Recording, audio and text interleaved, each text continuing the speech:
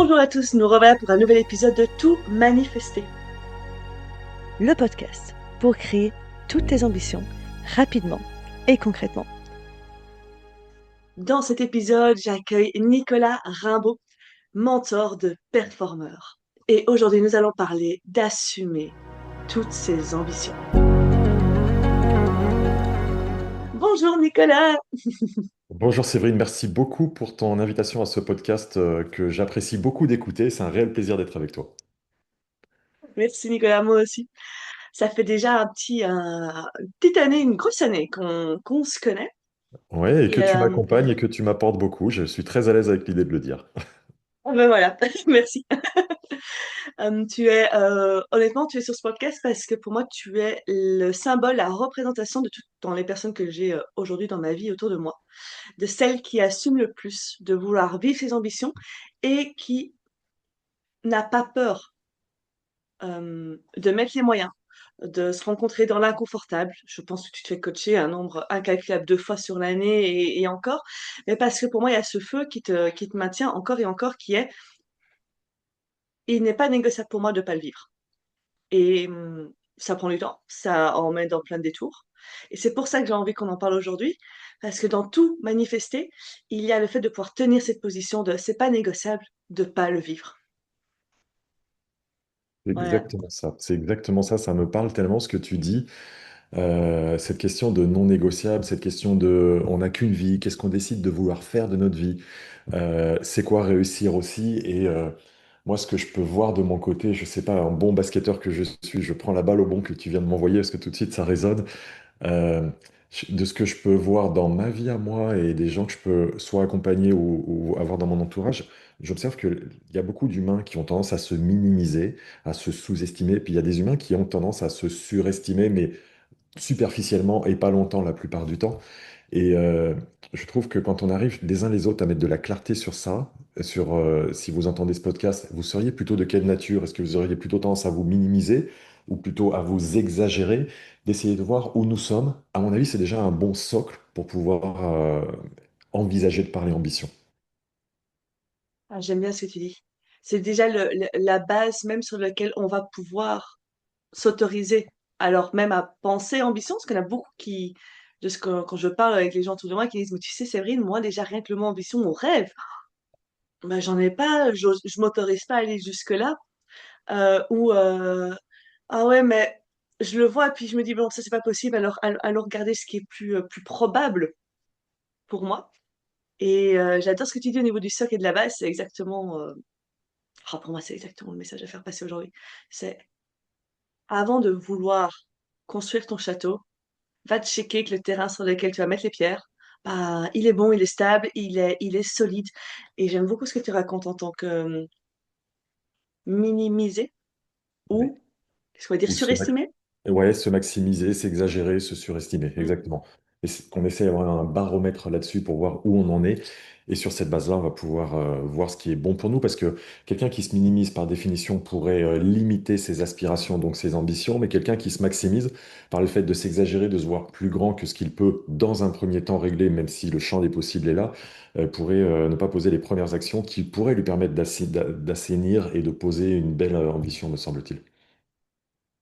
Toi, en tant que mentor de performeur, tu te retrouves avec des gens qui, à la base, ont plus ou moins accepté ou assumé de suivre leur ambition.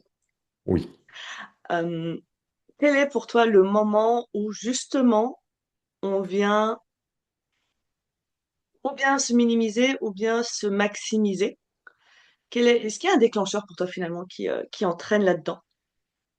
Ben, pour répondre à ta question, tu vois, tous les performeurs, que ce soit des sportifs ou des sportifs de haut niveau ou des dirigeants d'entreprise que je peux accompagner, la première chose qu'ils font, c'est qu'ils s'autorisent à voir grand. Moi, j'ai formalisé un concept que j'appelle le concept des 3 A. Le premier, c'est justement l'autorisation à voir grand. Pour l'illustrer, tu vois, une fois j'étais dans un avion et il se trouve que ce jour-là, j'étais en business class. Je ne voyage pas toujours en business class et si c'était le cas, ça serait très bien. Mais j'y étais et je vois sur le rang du fond de la partie avant de l'avion, donc de la business, il y a un petit garçon qui arrive, qui monte sa tête comme ça, qui dit: «Oh papa, regarde, les fauteuils, ils sont grands là, c'est super bien, on va se mettre là, nous.» Et le papa qui lui dit: «Non, mon fils, ça ne sera jamais pour toi.» Et pour moi, c'était catastrophique parce qu'il lui a limité d'emblée juste la capacité de s'autoriser à voir grand. Je l'illustre avec cette question d'avion, mais évidemment, c'est valable dans le matériel et dans mille autres choses. La première chose dans ce concept des trois A, c'est s'autoriser à voir grand. Ensuite, la deuxième, c'est accepter et anticiper le prix à payer. C'est un A au carré. Accepter, d'abord anticiper, d'ailleurs, anticiper, puis accepter le prix à payer. Ça ne veut pas dire qu'on doit et que les performeurs doivent se brûler pour vivre leurs ambitions, pour se réaliser, pour s'accomplir. On peut absolument le faire dans la fluidité. Simplement, il y aura des passages à payer. Le prix à payer peut être de la douleur, mais ce n'est pas forcément le cas. Ça peut être tout simplement du temps à consacrer, un domaine de vie qui sera moins engagé dans la partie du temps, même si on peut absolument et performer, avoir une vie sociale, de couple, de famille épanouie. Mais en tout cas, il y aura des prix à payer sous la forme d'arbitrage d'actions qu'on va poser. Et justement, ça m'amène au troisième A, qui est encore un A au carré, c'est de mettre et poser les actions adaptées. Parce que dans le sujet de l'ambition, de l'envie d'y aller, de se réaliser, de manifester, je peux voir pas mal de personnes qui ont justement ces belles aspirations, ces grandes ambitions, qui veulent y aller, qui veulent que ça aille haut, qui en parlent beaucoup et qui ne passent pas à l'action et qui ne font pas les premiers pas et qui ne font pas ce qui a besoin d'être fait. Donc, il me semble que quand on arrive, à s'autoriser à voir grand, et pourquoi pas le plus grand. Tu sais, Séverine, à quel point j'ai à cœur de suivre l'évolution du parcours de basketteuse de ma fille qui a 17 ans. Et elle, ce qu'elle veut, c'est être en équipe de France. Elle se pose pas le sujet, elle veut aller en équipe de France. Et elle était en contact avec un entraîneur de club qui lui dit, c'est quoi tes aspirations? Moi, c'est être en équipe de France. Ah ouais, en équipe de France U18, c'est-à-dire sa catégorie d'âge. Il dit oui, oui, U18 et après senior. Et il était là comme ça, très surpris. Et je trouve que c'est chouette d'oser dire on va pouvoir y aller. Par contre, si on n'anticipe pas ce que ça va coûter en l'occurrence peut-être moins de vacances l'été pour cet objectif-là, et puis si on ne met pas en œuvre les actions nécessaires, il ne se passera rien. Et je trouve qu'un message qu'on peut partager, toi et moi, lors de cet enregistrement, c'est qu'est-ce qu'on va décider de mettre en œuvre en termes de passage à action pour manifester, réaliser nos ambitions. J'aime beaucoup ce que tu dis. Déjà dans l'autorisation de voir grand, c'est ce Mhm. fameux est-ce que je m'autorise à rêver? Moi, j'appelle ça Oui. des rêves. Et Ouais, j'ai encore eu une discussion à Noël avec mon grand-père qui, s'il m'écoute, je l'embrasse, je l'aime, mais, qui dit, ah ouais, mais est-ce que les rêves, c'est vraiment fait pour que ça devienne réalité? Et ben moi, depuis que je suis petite, j'ai décidé que oui. Et puis, bah, je me suis un peu perdue, mais j'ai redécidé que oui encore. Et je suis là, ben, pour moi, si on a la capacité en tant qu'être humain à rêver, euh, c'est qu'on a la capacité. Le rêve n'est qu'un monde possible. Pour moi, c'est le but du rêve, c'est de me dire c'est possible. Après, ça veut pas dire que j'y suis direct, mais c'est possible. Donc pour moi, s'autoriser à voir grand, c'est par exemple se dire si euh, je vais m'autoriser à me penser millionnaire. Ça veut pas dire que j'y suis demain. Ça veut pas dire que j'y suis dans un mois. Ça veut pas dire que j'y suis dans un an. On s'en fout de combien de temps ça prend. Le temps n'a plus vraiment d'importance et je sais que je me dirige vers ça. Et c'est pour ça que je reprendrai aussi comme tu dis, le prix à payer, qui est pour moi ce que j'appelle les moments d'inconfortable. On ne sait pas à l'avance dans quoi on va passer. On peut même pas le déterminer vraiment, mais on sait qu'on va devoir y passer. Et est-ce qu'on est d'accord de soutenir ces moments-là? Est-ce qu'on est d'accord de, par exemple, si je veux gagner des millions d'euros, ben de vivre la période où je ne le vis pas? absolument. Et donc avec les doutes. Est-ce que je suis d'accord si je veux une grande communauté virale sur Instagram, parce qu'il y a aussi des entrepreneurs ici, ou beaucoup de clients, avoir le moment où il y en a peu. Mais je sais que je veux avoir beaucoup de clients, mais à un moment, il y aura peu. Et c'est vraiment ce monde inconfortable. Et j'aime beaucoup reprendre des exemples. Je sais pas pourquoi, pour l'instant, je suis à fond sur le permis de conduire et la voiture. Mais quand on décide d'apprendre à conduire, on a ce permis théorique, super, on apprend plein de choses. Mais après, on doit se retrouver derrière. Ça veut pas dire qu'on est bon conducteur, hein. Mais c'est Hmm. bordel d'apprendre à conduire. Enfin, je sais pas pourquoi, mais moi, ça a été un stress énorme. Mais est-ce que, comme je voulais mon permis de conduire, est-ce que je me suis pas motivée à chaque fois à me remettre derrière ce volant, à apprendre, à que ça devienne de plus en plus fluide, jusqu'à ce qu'aujourd'hui, je rentre dans une voiture, j'ai plus besoin de me rappeler comment je dois conduire. C'est bon, c'est fait. Si demain je veux compter des poids lourds, ou une Ferrari, ou sur un circuit Formule 1, je devrais repasser par là. Mais c'est OK. Et je pense que c'est là où, la plupart du temps, on a envie de jumper du je vois grand à Oui. je le vis, sans comprendre que il y a des choses qu'on va devoir tenir. Et c'est OK. Parce que ça veut pas dire qu'on vit une vie horrible à ce moment-là. Ça veut juste dire qu'il y a des moments où c'est plus inconfortable. Et est-ce que c'est grave? Non. Et puis il y a ton troisième A au carré qui sont les actions. Et pour moi, une fois que tu dis check avoir grand. Check, ah, je suis d'accord d'avoir ce moment inconfortable ou ce prix à payer.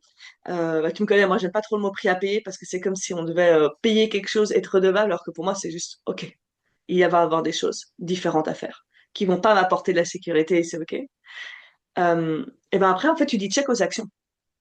Mais tu es obligé de dire check aux actions. Est-ce qu'on s'est perdu par là? Voilà.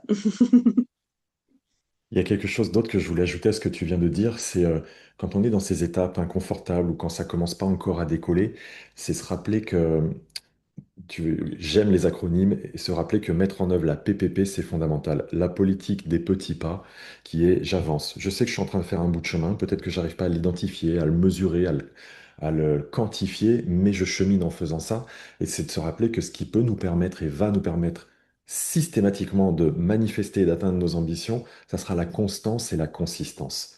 Évidemment, je sais où je veux aller, j'ai une vision, c'est très éclairé, mais je vais mettre en place une constance, une consistance euh, de ce que j'appelle aussi les AQI, c'est-à-dire les actions quotidiennes imparfaites. On n'a surtout pas besoin de choses qui soient parfaites, mais des choses existantes, tangibles, constantes, qui vont nous permettre possiblement de nous rapprocher, même si parfois on n'a pas l'impression que c'est en train de se réaliser. Et même si on a besoin de se reposer parfois au premier camp de l'Everest, tu vois, pour s'acclimater avant de passer au premier palier. Oui, Euh, Moi, absolument. j'aime beaucoup penser quand même, c'est pas un Everest parce que c'est pas, ah, je suis arrivé au-dessus et voilà, c'est juste, par contre, de le voir de cette manière-là, on le fait, en fait, ce qui est fort, c'est qu'on le fait de manière quotidienne. On s'en rend même pas compte, on le fait dans plein de choses. On le fait dans notre vie quotidienne, que ce soit pour apprendre un sport, comme j'ai dit, pour apprendre à conduire, pour apprendre à cuisiner, et on est d'accord de faire ça. Mais dès que ça vient toucher à quelque chose qui est du domaine de est-ce que j'ai droit ou pas de le vivre, alors là, Hmm. on lâche tout. Et si je vois ça dans la manifestation, c'est s'autoriser à faire autre chose, à s'affranchir de tout ce qu'on nous a dit, comme le papa qui dit au garçon, en fait, qui se parle à lui-même, ce sera jamais pour toi, mais qui lui dit ça. Évidemment. Réflexe, il a sûrement dû l'entendre, hop, on continue la petite chaîne généalogique. Et en fait, c'est se dire que je dois m'affranchir, mais dès que je dois m'affranchir, ah ben alors là, on largue les amarres. Euh, et on oublie tout ce qu'on fait déjà au quotidien, non, mais tout le temps, en fait. Oui, absolument. Et tu vois, tu posais une question à l'instant qui était est-ce que je peux, est-ce que j'ai le droit de réussir? Ça me ramène au fait que de ce que j'ai pu observer, il existe trois grandes peurs majeures chez les humains qui veulent se réaliser, s'accomplir. Et chacune de ces peurs, elle se formule sous la forme d'une question. La première peur, c'est de ne pas mériter. Est-ce que je mérite? Est-ce que je peux mériter d'accéder à ce niveau, à ce succès, à cette ambition? La seconde, c'est de ne pas être à la hauteur. Évidemment, elle se formule avec la question, est-ce que je suis à la hauteur pour ce projet, cette ambition, etc. Et la troisième qui freine aussi beaucoup des humains pour les empêcher d'atteindre leurs ambitions, c'est la peur de ne pas être aimé et qui est évidemment, est-ce que je peux être aimé? Et donc en fait, quand on arrête de se laisser happer, bouffer par, alors on va l'appeler comme on le veut, hein, notre cerveau reptilien, notre mental, notre ego, on va se rendre compte que le mérite est d'emblée acquis. Là, à la hauteur, si je décide que je suis à la hauteur, bien sûr que je serai à la hauteur, je vais le réaliser et je vais l'incarner. Et est-ce que je peux être aimé, sous-entendu avec ce prochain step de succès? Mais bien évidemment, puisque je suis aimable par définition en tant que que je sois et quelles que soient mes réalisations, mes actions, mes succès, mes échecs. Et je pense que c'est chouette des fois d'essayer d'aller visiter. Je vous invite vraiment à voir est-ce qu'il y a une de ces peurs ou une de ces questions qui parfois peut vous apporter une forme d'entrave. Quand vous la regardez dans les yeux, que vous lui souriez à cette peur ou cette question, vous n'avez plus qu'à avancer. Et là, je vais demander à tous les auditeurs parce qu'on sent la puissance. Hein. Nicolas, franchement, personnellement, les séances avec toi, ça me permet de grandir aussi.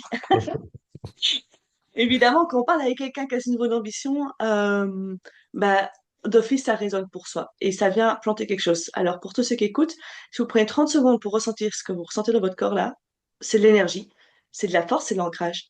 Juste essayez de ne pas la laisser que au niveau de la tête et du cœur qui fait plein d'émotions joie, venez la descendre aux pieds. Alors, ça paraît bizarre, mais c'est juste respirer et venir la descendre dans vos pieds parce que ça, c'est de la solidité. Sinon, on reste dans une émotion d'euphorie qui va partir une fois que vous finirez ce podcast et que vous vous retrouverez face au premier obstacle. Tandis que quand on vient l'ancrer, l'ancrage, voilà, l'ancrer, ça veut dire la déposer en soi et qu'elle n'est plus dans une émotion quelconque, mais qui est juste une évidence, celle-là, bah là, on peut bouger. Voilà, je voulais faire ce petit aparté parce que c'est parfois un petit truc qu'on oublie quand on écoute les podcasts, ça vient soulever des choses, ah, etc. Et puis pouf, ça part. Eh oui, parce qu'il faut le temps que ça se dépose quand même un petit peu dans notre corps. Et c'est notre corps qui va faire l'expérience de ce qu'on vit. Alors bon, Absolument. voilà, petit aparté. Absolument. Et Nicolas, moi j'ai une grande... qu'est-ce qui... Pour savoir le parcours de Nicolas, il faut savoir qu'aujourd'hui, il a une entreprise de coaching, de mentorat. Tu aides, tu accompagnes aussi bien des dirigeants, des managers, des entreprises que des sportifs de haut niveau, que de toute façon, tout performeur de haut niveau, de manière générale, hein, dans la Formule 1 aussi. Je sais que Mm. tu as un rêve au niveau des chanteurs, si jamais des petits chanteurs qui sont dans l'audition, enfin des grands chanteurs. Et qu'est-ce qui fait que, qu'est-ce qui t'a fait dire que toi, Nicolas, tu voulais te retrouver dans ce monde-là? Voilà, la question méga existentielle. C'est ça que j'adore dans ces échanges, dans ces podcasts avec toi, c'est que tu vas m'envoyer une question, je la vois pas venir et qu'elle va être fantastique. En fait, je sais pas dire ce qui veut dire ça, mais ce que je sais, c'est que moi, je viens d'une famille super modeste et depuis le début, je m'étais dit que je voulais m'élever, je voulais transcender ma classe sociale. J'ai l'honnêteté de reconnaître ça. Ça veut pas dire que je veux cracher sur ma classe sociale ou la rejeter, je voulais la transcender, c'est-à-dire m'élever et faire autre chose par rapport à ça. Il se trouve que la pratique sportive m'a amené dans le basket, ce qui fait que j'ai coaché un joueur de NBA, un entraîneur de WNBA. Je coach toujours actuellement l'entraîneur de l'équipe de France masculine de basket et bien d'autres. Donc naturellement, ça m'a amené à ça. Et c'est l'idée de se dire, on peut vivre des choses. Il n'y a pas de raison que quand on regarde le monde et quand vous regardez le monde et que vous regardez d'autres personnes réaliser des choses extraordinaires, parfois on pourrait tomber dans ce biais de minimisation. Et je saurais pas dire d'où c'est venu en fait. Parce que Ben, tu l'as. Pour moi, tu l'as. Tu viens de le dire. Tu as le choix de vouloir transcender et donc vivre ouais, autre chose que ce qu'on t'a montré jusque-là. ouais, c'est ça. Pour moi, c'est la base et celle le plus stressant. Hein. Parce que déjà, comme tu l'as dit, ça veut pas dire que je crache dessus, ça veut juste dire je veux transcender. Mais moi-même, je suis dans ce cas de figure-là. Et ça vaut le coup de s'explorer un petit peu quand on est dans ce cas de figure-là, parce que ça veut pas dire un rejet, ça veut juste dire autre chose. Et, Exactement, une autre réalité, un champ des possibles complémentaires. Et parfois, ce qui peut nous freiner dans ça, c'est un piège que je vois, que moi j'ai vraiment vécu et pas dans la facilité, et que je vois chez des personnes que je peux accompagner, c'est le piège de la comparaison sociale, où on regarde quelqu'un d'autre et on dit, ah ouais, mais moi j'ai pas les attributs, les compétences, l'expertise, la sagesse, l'intelligence, les finances. On peut faire une liste longue comme le bras, puis du coup on bouge plus. Et la comparaison sociale, c'est non seulement le pire poison du bonheur, mais aussi le poison de l'élévation vers nos ambitions. En réalité, si on devait se comparer, ça serait se comparer possiblement avec deux types de personnes.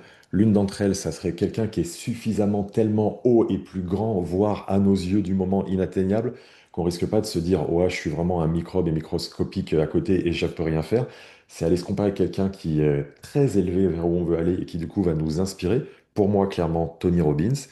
Et je rentre pas dans un jeu de oh il est extraordinaire et je suis tout nul. Non, non, non. Qu'est-ce qu'il fait? Qu'est-ce qui vibre en lui, qui vibre en moi? Ça veut dire qu'il y a des choses que je peux aller chercher. Et puis l'autre personne avec laquelle se comparer, c'est la version de nous d'il y a X années, d'il y a 5 ans. Et quand moi je regarde dans le rétro il y a 5 ans, purée, mais j'ai fait des pas de géant en fait, sur où là j'en suis. Et évidemment que je vais continuer et que je vais continuer, mais le fait d'aller se recharger, se nourrir de ce qu'on a fait pour pouvoir se projeter, c'est une énergie importante. Et la difficulté, c'est que les êtres humains, au regard de leur ambition, ils ont l'impression d'être toujours des éternels débutants. C'est-à-dire qu'on a tendance à considérer que l'instant présent, l'ici et maintenant, c'est un point zéro. Et on ne regarde pas tout ce qu'on a fait déjà. Si on le regarde, ça va nous aider à voir qu'on est dans une pente ascendante, parfois avec des plateaux, parfois avec des pics vers le bas. Mais quand on grossit vraiment le zoom, on progresse. Et je pense que c'est vrai chez toutes les personnes. oui, et puis pour moi, tu as sorti deux mots hyper importants et j'aime beaucoup. La comparaison, on va pas l'éviter, entre guillemets. Mais est-ce qu'au moment où je me compare, ou par exemple, je commence à avoir de la jalousie, moi j'aime bien checker ces émotions-là, si je me commence un peu à jouer, ou que je rejette d'office ce truc-là, c'est que ça m'appelle, mais qu'au fond de moi, je me dis que c'est inatteignable. Mhm. Donc, je vais pas assumer une ambition qui est montrée possible devant moi. Donc, je peux m'inspirer. Moi, j'aime beaucoup, si je laisse faire ma jalousie et voilà, que je me compare, eh ben, je peux aussi, si je l'observe, me dire, ah, mais en fait, je peux m'inspirer cette personne-là. Elle peut Mhm. m'inspirer avec ce qui est Mhm. possible. Et puis après, je vais en trouver de plus en plus et je vais me dire, oh, mais waouh, en fait, ouais. Et puis, mais si c'est possible pour cette personne-là, pourquoi pas pour moi? Et puis bon, tu as cette question du mérite que tu peux regarder autrement, de dire, Mhm. est-ce que c'est vraiment une question de mérite, selon le plan qu'on a? Là, régulièrement, non.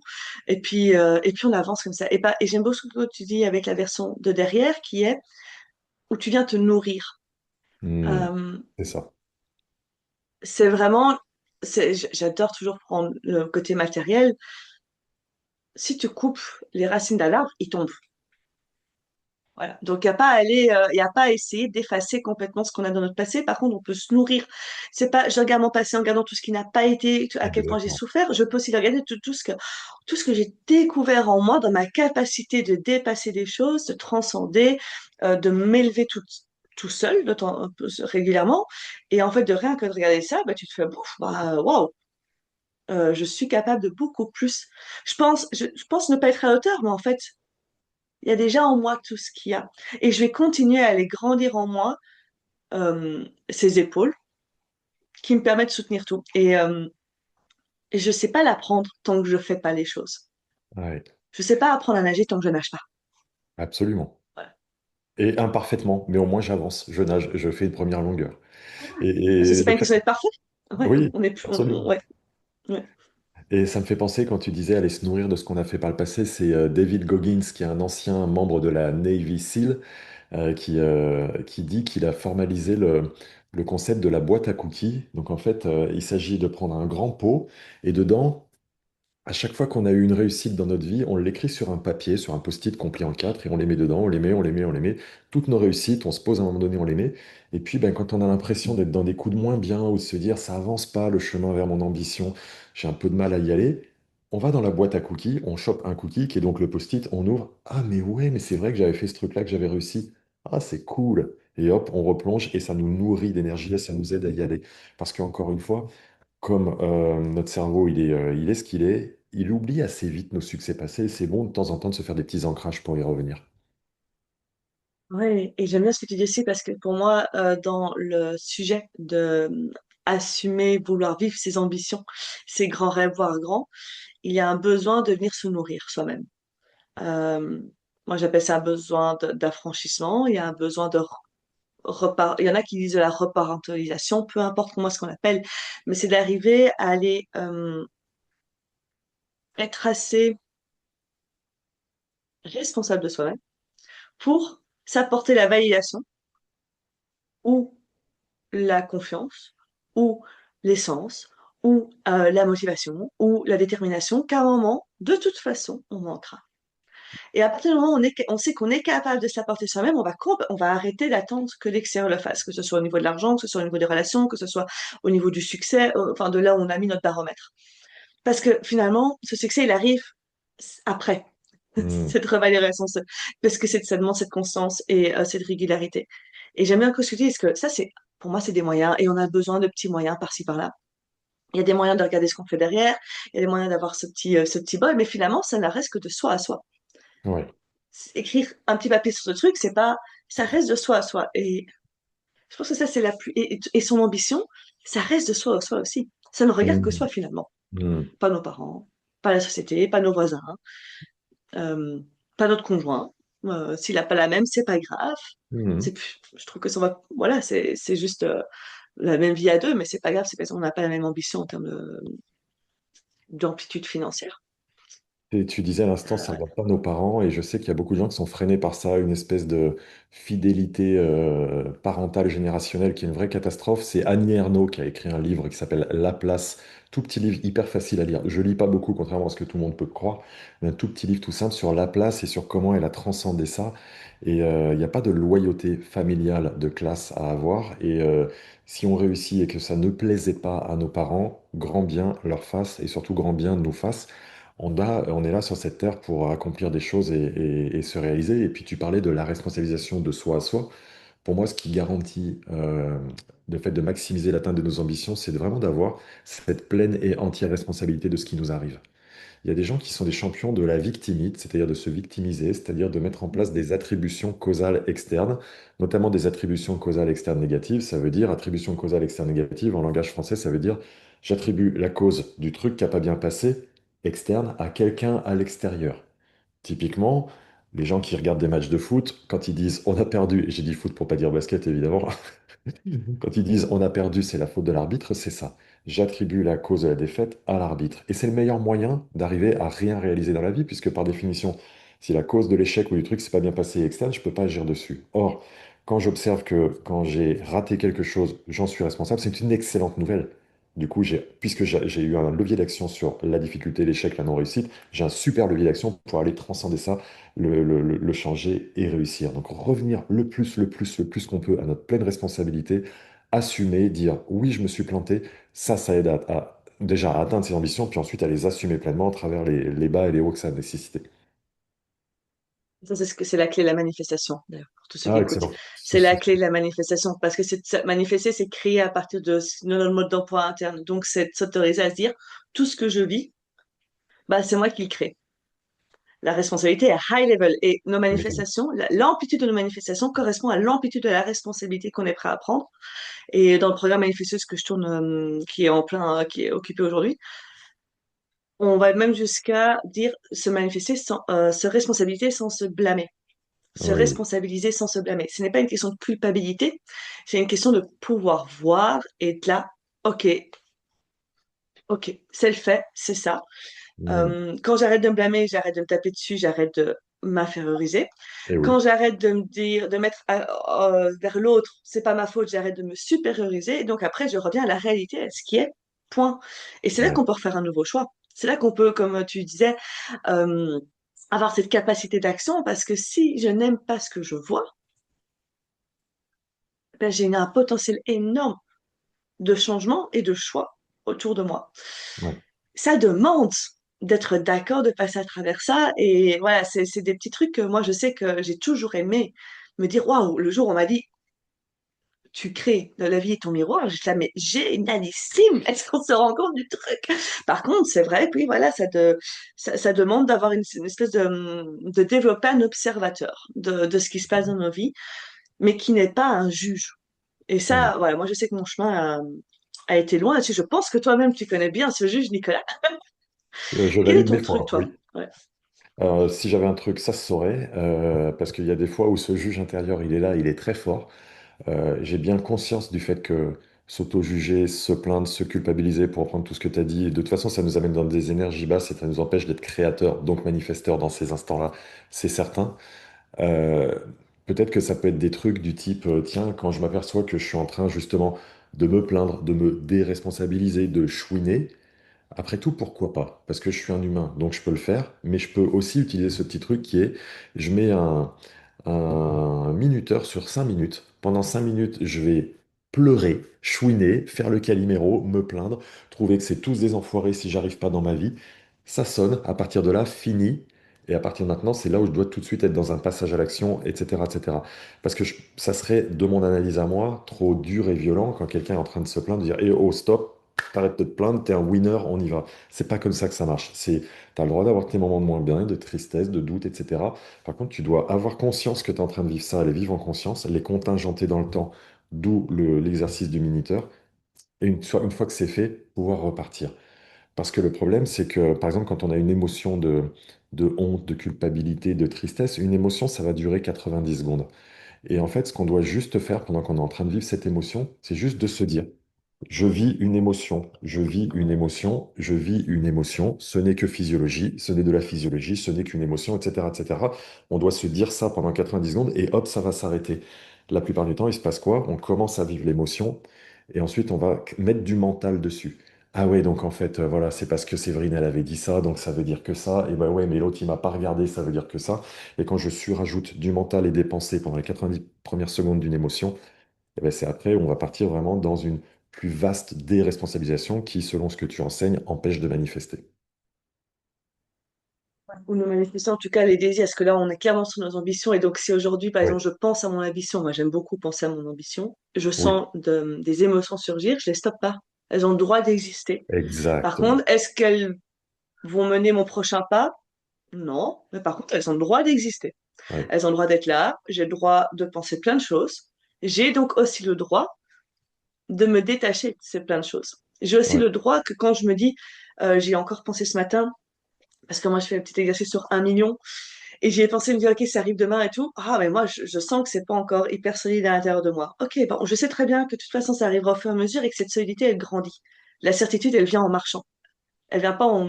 Sinon, c'est du contrôle. C'est juste Absolument. espérer que tout va bien. Et donc, Ouais. je sais, je vais savoir faire en prenant. Pendant. Donc, je vais pas faire semblant que je ressens pas ça et faire, ah, si, je sais, je suis prête. Et donc, après, si ça arrive pas demain, ça va être, oh là là, qu'est-ce qui bloque en moi? Il y a rien qui bloque. C'est juste qu'en fait, je suis un peu honnête. C'est pas encore solide. Il y a encore des endroits de moi où mon cerveau me dit, non, c'est pas possible. Comment est-ce que tu vas faire? Elle va pour que tu te prends. Mhm. Super. Je laisse exister. Est-ce que ça change? Quoi que ce soit. Est-ce que je me détourne de ce que je veux? Est-ce que je pense que mon rêve est impossible? Non, c'est là, j'y suis pas obligée d'y croire. Et on vous dit ça ici, là, pour tous ceux qui écoutent, parce que la première chose qui va se passer quand on assume son ambition, c'est de se mettre des bâtons dans les roues pour pas y croire. Et oui. Et on va aller chercher tout ce qu'on peut. Tout ce qu'on a déjà entendu, tout ce qu'on a vu autour, tout ce qui nous paraît vrai, tout ce qu'on peut pour pas y croire. Et ça, c'est juste une réaction sécuritaire de, évidemment que d'arriver à cette ambition va changer les choses. Donc, on n'est pas hyper fan. Hein, cette fameuse expression, je sais ce que j'ai, je sais pas ce que j'aurai. Oh, j'ai toujours détesté. Mais après, c'est un muscle de s'autoriser à changer. Et la première fois, on démissionne et on change de job, c'est la fin du monde. Une fois que moi, j'ai fait 5 fois en un an, c'était très simple. Oui. Donc, Il y a un ouais. film référence que j'aime beaucoup qui est américain, qui s'appelle Coach Carter. C'est un film qui date de 2005. Et dans ce film, on a un coach de basketball qui, évidemment, encadre son équipe, mais fait grandir les jeunes hommes qu'il entraîne. Et à un moment donné, il y a une tirade qui est extraordinaire, qui est, c'est pour rebondir sur quand tu disais, on est les premiers à se mettre des bâtons dans les roues pour pas réussir, où ça reprend l'idée que quelle est votre plus grande peur? Quelle est votre plus grande peur? Il interroge ses joueurs là-dessus. Et il y en a un à un moment donné qui dit notre plus grande peur, alors je vais pas le faire aussi bien que lui, mais en gros, c'est de briller. Ma plus grande peur, c'est de briller, c'est de réussir, c'est de m'accomplir, c'est de réaliser. Et bien sûr, ça semble contre-intuitif, mais lorsqu'on en prend conscience, on comprend à quel point c'est pas tant la peur d'échouer qui va nous fragiliser. La peur d'échouer, elle peut nous empêcher de passer à l'action par une espèce de rigidité. Une fois qu'on arrive à passer ces étapes-là et y aller, les bâtons dans les roues qu'on va se mettre que tu citais, c'est ceux qui vont nous empêcher de nous réaliser parce que, ben, encore une fois, peut-être les questions de est-ce que je mérite, est-ce que je suis à la hauteur, ou de loyauté familiale, ou de confiance en soi, ou de et il se passerait quoi si d'aventure j'avais ce million, ces millions ou ce type de réussite. Et c'est chouette de regarder ça avec amour, en fait. Ok, j'ai peur de briller, donc j'ai peur de quoi? De m'accomplir, donc j'ai peur de quoi? De vivre. Ok, mais je suis là pour vivre cette abondance et y aller, en fait. Ah, j'adore quand tu dis ça. C'est vraiment, en fait, les peurs qui, moi, les viennent en premier, bah, c'est ce qu'on vit. Bah, c'est exactement ce qu'on, entre guillemets, on veut. C'est ce qui nous stabilise. Donc, quand je vis pas ce que je veux, bah, je me dis que j'ai peur, bah, exact. En fait, j'ai peur de ce que je veux. Quand je ne vis pas ce que je veux, j'ai peur de ce Mhm. que je veux. Mais j'ai peur de ce que ça va me faire vivre à mes yeux et aux yeux des autres. Et parfois, on n'arrive pas trop à savoir ce que c'est nos yeux. Donc, moi, mon petit truc, c'est de me dire, OK, aux yeux des autres, ça voudra dire que je deviens quoi? Que je deviens qui? Et ça, c'est exactement ce que je pense de moi. Et bien sûr que je vais pas aller là-bas parce que déjà, il est hors de question que je change. Donc, si je me dis que ça devient ça à mes yeux, je vais déjà être là en mode, oh putain de sa mère. Euh, j'espère que c'est pas, on bannit pas les gros mots. Mais ça va être la première étape. Et il n'y a rien à faire pour moi là-dedans d'autre que de le vivre. C'est-à-dire de s'autoriser à voir que c'est là, à ressentir ce que ça nous fait. Et puis de se dire, bon, est-ce que j'y vais quand même ou pas? Comme Ouais. dirait Pierre, Pierre m'a dit un truc il y a 2, 3 jours, il m'a dit, ça se tente, non? Ah bah c'est juste la question que tu as besoin de te poser. Est-ce que ça se tente? Bah oui, ok, alors ça se tente, on le fait. C'est Et ça. ça permet de tout désamorcer. Ouais, est-ce que ça se tente? Et puis y revenir en y mettant du jeu. J'aime bien dire Mhm. mettre du jeu à la place de l'enjeu. Du jeu et non pas de l'enjeu. Souvent, on met de l'enjeu, il faut que je l'atteigne, donc on se rigidifie, on a du mal à y aller. Si j'y mets du jeu dans le sens des enfants, allez, c'est un jeu, j'ai envie de jouer ce jeu-là. Et puis ça se tente, et puis on verra bien ce qui se passe. Ça met de la légèreté, je trouve. Ouais. C'est pas une question de vie ou de mort. C'est ça. Euh, Exactement. c'est, je ne vais pas foirer ma vie en le faisant. C'est c'est le grand échiquier, enfin le jeu de la vie sur lequel bah, tu décides où ce que tu as envie d'aller. Et il n'y a pas de mal non plus si on n'a pas envie d'aller au même endroit que tout le monde. Oui, Euh, et je trouve ça tellement important de revenir un peu à soi-même aussi. Peu importe ce qu'on voit sur les réseaux sociaux, peu importe ce qu'on lit dans la presse, peu importe ce qu'on entend partout. C'est de dire, bon, ben moi je veux ça ou je veux pas ça. Et puis on avance et il n'y a rien de mal avec le fait de pas vouloir ou il n'y a rien de mal avec le fait de le vouloir. Il n'y a pas de bonne ou mauvaise réponse. J'aime beaucoup ouais, revenir au jeu. Mm. Parfois, c'est un peu être compliqué quand les émotions qu'on ressent ne sont pas proches du jeu. C'est peut-être alors le moment de revenir mettre du jeu concrètement dans sa vie. J'adore lier le concret, hein. Franchement, le corps c'est à travers le corps qu'on passe tout ça. Donc, si on sent que ça devient lourd, si par exemple pour tous ceux que vous écoutez, vous êtes dit, ah ben moi j'ai ces ambitions, ce rêve-là et tout, et à un moment ça devient lourd, il est peut-être temps d'aller redonner du jeu au corps parce que Mm. alors, et même en pensant, moi je pense à peut-être un truc qui m'amuse, moi c'est la danse, ben, c'est de penser à mon million en dansant. Boum, mon corps va d'office s'assimiler à quelque chose qui est vachement plus léger et gai et agréable pour moi, Mm. plutôt que quelque chose qui est lourd. Parce qu'on va jamais savoir se débarrasser de toutes nos émotions, on va jamais savoir ne plus avoir ses croyances, etc. Parce que déjà une émotion, elle est faite pour être vécue encore et encore et encore et encore. Le sujet de l'émotion va changer, mais pas l'émotion en elle-même. On Mm. reste des humains. Sinon, ce serait Absolument. comme se dire, bon, je bois un verre d'eau et j'espère ne plus jamais devoir boire. Bah, mort. Par contre, on C'est ça. peut trouver des petits trucs pour Mm. shifter. Merci pour ça, parce que ça m'a donné une idée. Magnifique, tant mieux. Je pense qu'une autre perspective aussi, pour bien assumer nos ambitions et connecter à elles, c'est tout ce qui est de l'ordre de la dépolarisation. En gros, on aspire à, par exemple, dans l'exemple que tu donnes, on aspire à ce premier million. Et on se dit, quand j'aurai ce premier million, ça va être du bonheur, de la joie, de la liberté, de l'abondance, blablabla. Ce qui est outrageusement mensonger, parce qu'en fait, quand il y aura ce premier million, il y aura à la fois tout ça, et à la fois plein de trucs compliqués, différents, des contrôles fiscaux, des gens qui vont faire ceci, qui vont vouloir cela, blablabla, blabla. Et en fait, dépolariser, ça aide, parce que tout à l'heure, au début de cet épisode du podcast, on parlait des gens qui se minimisent et des gens qui s'exagèrent. Mais au regard des objectifs qu'on vise dans nos ambitions, on exagère les particularités positives qui vont se présenter et on sous-estime grandement les particularités négatives. Et si on regarde ce grand objectif qu'on a vraiment envie d'atteindre et qu'on est capable d'y associer à la fois toutes les belles vertus et les beaux apports que ça aura, mais aussi les trucs plus compliqués, plus enquiquinants, plus négatifs qu'il y aura, et qu'on embrasse l'ensemble, cette fois-ci, on prend le chemin et on y va. Et on ne se ment pas. Et du coup, quand ça se présente, on est OK avec.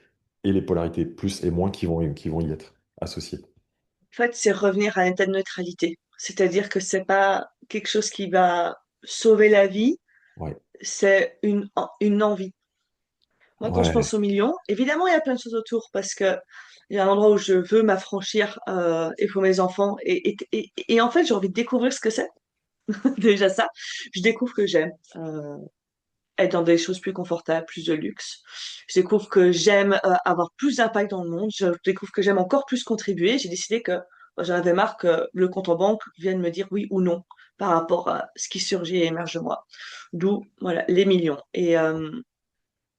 Mais si je pense que ça va être le truc qui va m'apporter tellement plus de bonheur, ben j'oublie que c'est le truc qui pourrait m'apporter potentiellement le plus de malheur aussi. Et en fait, c'est présent dans notre tête. Donc je pense que d'arriver à en remettre comme ce que c'est, un Ouais. fait, de quelque Ouais. chose qui est vécu. Ouais. Et ce que moi j'aime bien dire, une conséquence plutôt que le résultat recherché, Mm. va tout changer. Par exemple, le résultat recherché, c'est comment est-ce que je veux, par exemple, générer. Comment est-ce Ouais. que je veux vivre un grand amour, par exemple, pour ceux dont ils veulent manifester une relation fantastique. Comment est-ce que ça va être quoi? Ça va me faire vivre quoi? Et j'ai rencontré Pierre 3 jours après tomber amoureuse de moi. Voilà. Bah, voilà. Parce que ce que je voulais, c'était être amoureuse. Bon, bah alors j'ai d'abord été amoureuse et ça m'a pris un petit temps de comprendre que j'étais aussi amoureuse de lui. Au début, j'étais, ah ouais, je suis juste amoureuse de la vie et tout. Puis j'ai fait à mesure, bon, Ouais. peut-être de quelqu'un d'autre aussi. Mais c'est intéressant de voir que ça part de là. Et c'est ça dans le truc quand je dis tout Mm. manifester, ça part de soi. C'est Mm. de vivre l'expérience qu'on a envie de vivre avant que le matériel arrive, entre guillemets. Mm. Euh, comme, euh, mais comme le joueur de basket qui se voit mettre le basket dans le panier avant que ça se passe réellement, en fait. Absolument. C'est exactement la Absolument. même chose. Absolument, c'est exactement ça. Déjà, la capacité à se projeter, à voir que ce panier va rentrer, cette Coupe de France va être gagnée, la médaille va arriver, le plaisir à y associer, et c'est y associer dans cette vision et cette visualisation-là, à la fois la certitude que ça va arriver, c'est certain, et à la fois, ça c'est les énergies plutôt yang, et à la fois joie, enthousiasme, bonheur, plaisir, les énergies plus yin, que je ressentirai lorsque je vivrai ça, et quand on ancre en soi et cette certitude et ces énergies de joie et de bonheur, on commence à faire cette connexion entre le temps de maintenant et la réalité future. Et là, hop, voilà, en quelques phrases, les clés pour manifester tous nos désirs. C'est exactement Waouh. ces deux choses. Et on le fait concrètement, les sportifs le font, en fait. Donc, Oui. c'est la même chose. Je trouve ça important de voir que c'est la même chose pour tout ce qu'on veut dans la vie. Mais le sportif, voilà, c'est ce qu'on dit déjà aux gens, c'est ce qu'on dit pour tout. Imagine-toi là, dès qu'on passe par le corps, on fait déjà ça. Et en fait, on ne se rend pas compte que bah, c'est la même chose pour toute chose dans notre vie. Mhm. Donc, merci Nicolas pour ce résumé-là parce que il arrive parfaitement. En fait, c'est rigolo parce que on est d'univers différents, toi et moi, mais pour autant, on veut parler réalisation, accomplissement, manifestation, ambition, et on utilise des moyens et des outils différents, mais qui ont la même nature, la même essence. Et pour moi, c'est parce qu'on a le même point de départ, hein, avec Mhm. les mêmes envies. Mhm. Ce que toi, tu dis en termes de ton affranchissement, de ce que tu veux, etc. C'est la même chose. Donc après, c'est vrai que chacun va le traduire de la manière dont c'est le plus joyeux, le plus chouette pour lui dans son monde. Et Oui, après, bon, on avance. Donc exactement. c'est d'ailleurs pour tous ceux qui écoutent le podcast, c'est exactement ça qui peut être intéressant à faire. Venez le traduire dans votre monde, tout ce qui est Mhm. raconté là. Mhm. Exactement. Bon, ben, je pense qu'il y a eu beaucoup de valeurs qu'il a données. C'était absolument génialissime. Genre, pareil, les grosses clés. Merci. Merci Avec Nicolas joie. pour nous avoir rejoints sur ce podcast de Tout Manifester. Merci beaucoup de ton invitation et pour tout ce que tu déploies et le bien-être et de permettre aux uns et aux autres d'assumer leurs plus belles ambitions. On a tous besoin de ça, donc merci pour ce que tu fais. Et voici qui conclut un nouvel épisode de Tout Manifester avec Séverine Janssen. Je te remercie de tout mon cœur pour ta présence et ton écoute. J'espère que tu as trouvé des nouvelles clés, des nouveaux éclaircissements pour venir manifester, créer toutes tes ambitions, ici, concrètement et rapidement. Sur ce, je te dis à la fois prochaine dans un nouvel épisode et je te souhaite une magnifique journée. Bye bye.